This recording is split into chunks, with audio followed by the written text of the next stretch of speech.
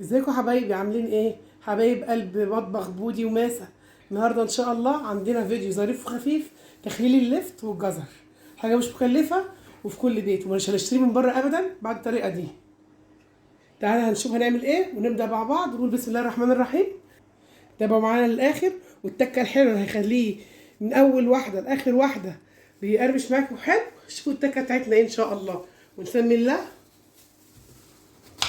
طبعا انا ضفت من الطينه والحاجات اللي فيه دي الاول عشان ما نطولش عليكم في الفيديو. نبتدي نقطعها بالطريقه دي.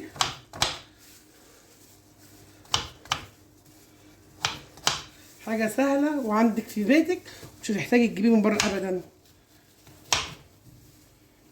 هو لسه طبعا نازل، ده من حاجات الشتاء المميزه يعني.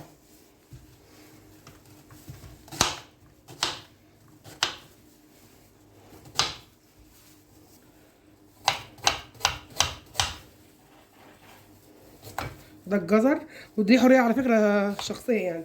لو مش عايزه جزر معاه مش مشكله، متوفر عندك تمام.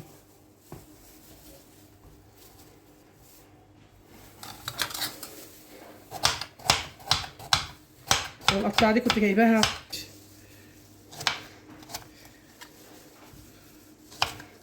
عايزه تقطعي بالقطاعه لو موجوده عندك تمام، مش موجوده اشتغلي بالسكينه زي ما كنا بنعمل بالسكينه. هخلص ونرجع تاني، نخلص الكميه ديت ونرجع تاني. وده الشكل النهائي بعد ما قطعناه بالمنظر دوت. نبتدي بقى. عندنا برطمان طبعا غسله كويس، ده بتاع التخليل اللي انا مخلياه لللفت. هنعبي مع بعض. طبعا محضرين معانا ميه ببنجر دافيه، مش سخنه قوي ولا برد قوي، دافيه.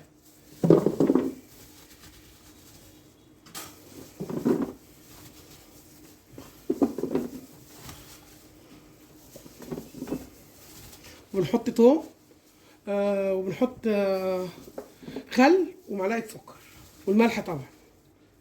مش عايزه تحط توم باختياري على فكره. التوم بحط حته صغيره جدا كده بس تديه ريحه، مش محتاجه اكتر من كده، يعتبر فص. والملح يعني قيمه 3 معالق كبار ملح، ولما نشوف محتاج هنديله. نقول بسم الله الرحمن الرحيم، نبتدي نديله البنجر بتاعنا.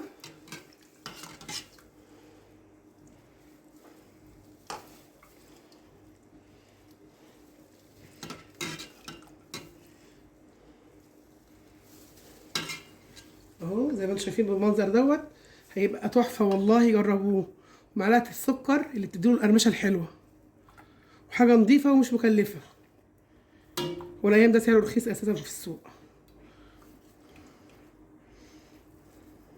اهو يا حبايبي زي ما انتم شايفين.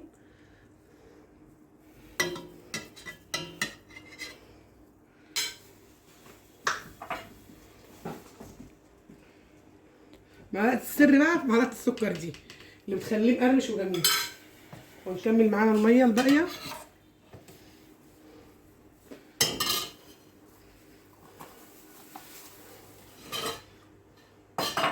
بتاعنا اهو. وادي يا حبايبي شكل اللفت عملناه قدامكم من اول التنظيف. انا كنت بس شايله منه الطينه لما جبته من السوق، من اول التنظيف للغسيل. لما نيجي نغسله بننقعه شويه عشان الطينه اللي فيه بتنزل منه، بتعدي تغسليه مره واثنين وثلاثه عشان يبقى قبض معاكي زي الفل. والجزر برده نفس الحكايه، بياخد سوى اللفت. طالما حطيت له شويه الخل وشويه السكر وفص الثوم يعتبر اللي احنا حطيناه، ده بيعمل زي محلول بتاع اللفت. ودي شكله اهو قدامكم، خلينه خطوه بخطوه.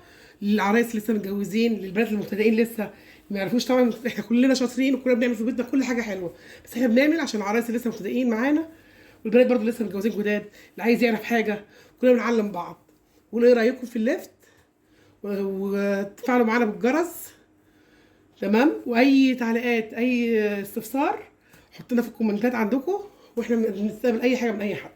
قولوا ايه رايكم في اللفت بتاعنا ده. بالظبط 3 ايام وتاكلي منه، وبألف هنا وبألف شفا.